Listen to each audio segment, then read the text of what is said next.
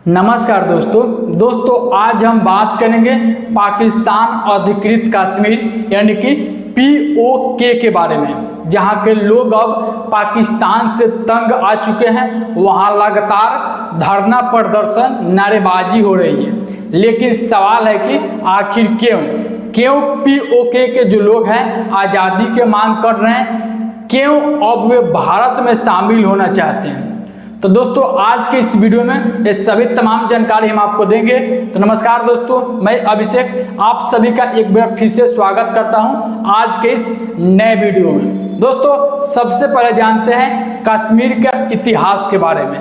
तो 1947 में भारत और पाकिस्तान जब आज़ाद हुए उस समय जम्मू कश्मीर एक रियासत थी जिसके राजा थे हरि सिंह। शुरुआत में महाराजा हरि सिंह चाहते थे कि जो जम्मू कश्मीर वह स्वतंत्र रहे, लेकिन पाकिस्तान ने साजिश रच डाली। अक्टूबर 1947 में पाकिस्तान ने अपनी सेना को कश्मीर पर चढ़ा दिया।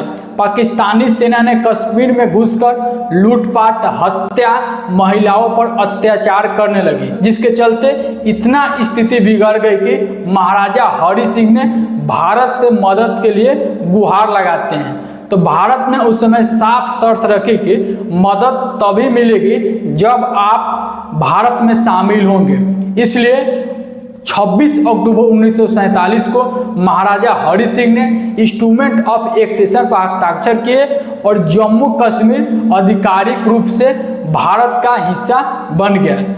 तो दोस्तों जैसे ही भारतीय सेना जम्मू कश्मीर पहुंचता है, उससे पहले पाकिस्तान ने जम्मू कश्मीर के कुछ हिस्से पर कब्जा कर लिया था। उसी हिस्सा को हम लोग पीओके यानी कि पाक ऑक्युपाइड कश्मीर के नाम से जानते हैं। अब एक और बड़ा सवाल है कि एलओसी यानी कि लाइन ऑफ कंट्रोल कैसे बना।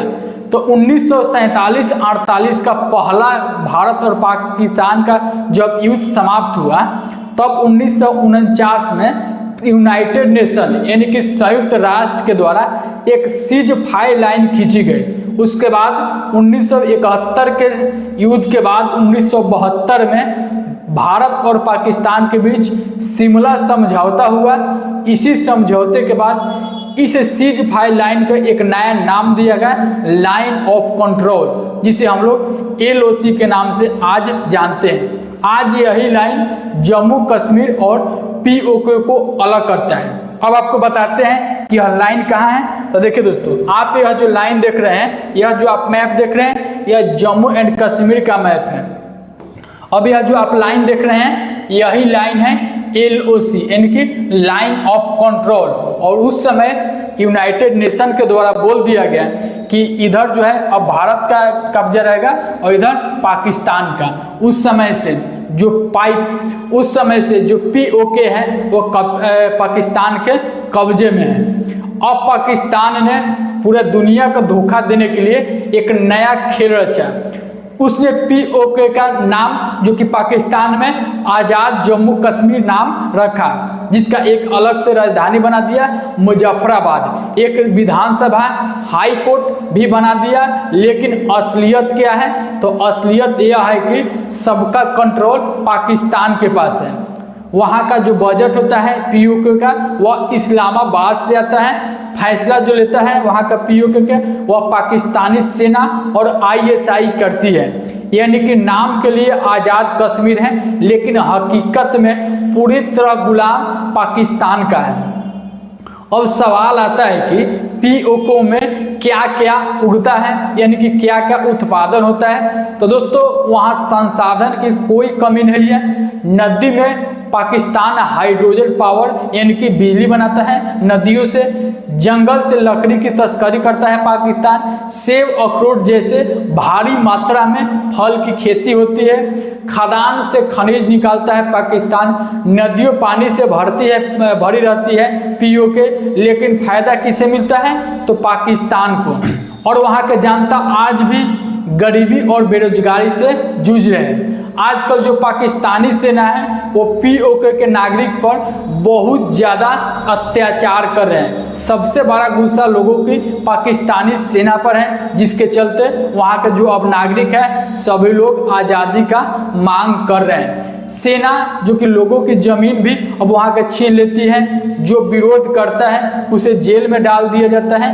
कई लोगों को वहाँ से जो कि कोई मांग उठाते हैं तो वहाँ से लोगों को गायब कर दिया जाता है। महिलाओं और बच्चे के साथ बदसलूकी की खबरें जो कि डेली आते रहती है POK से, यानी वहाँ का इंसाफ, आज़ादी और लोकतंत्र कुछ भी नहीं है। वहाँ के जो लोग हैं वह आज भी गुलाम है पाकिस्तान के। इसलिए लोग बार बार सड़कों पर उतरते हैं, कभी पाकिस्तान सरकार के खिलाफ नारे लगाते हैं, कभी सेना के खिलाफ आवाज़ उठाते हैं। और हाल ही में हजारों लोग ने कहा है कि हमें पाकिस्तान से आज़ादी चाहिए।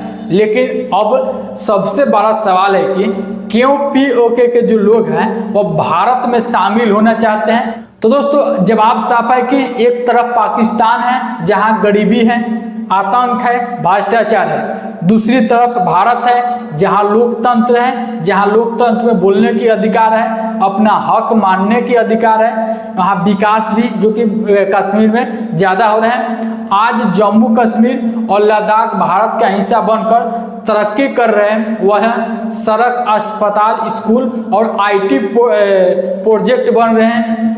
ये सब देखकर POK के जो लोग हैं वह अब मांग कर रहे हैं कि हम पाकिस्तान के नहीं हैं, हम भारत के साथ रहना चाहते हैं। यह बात सही है कि आधिकारिक रूप से जो POK है वह भारत का हिस्सा है। आज जब वहाँ के लोग खुद सड़कों पर उतरकर पाकिस्तान से छुटकारा चाहते हैं तो साफ है कि सच्चाई भारत के साथ है और वहाँ के जो लोग हैं वह भारत में शामिल होने का सपना देख रहे हैं।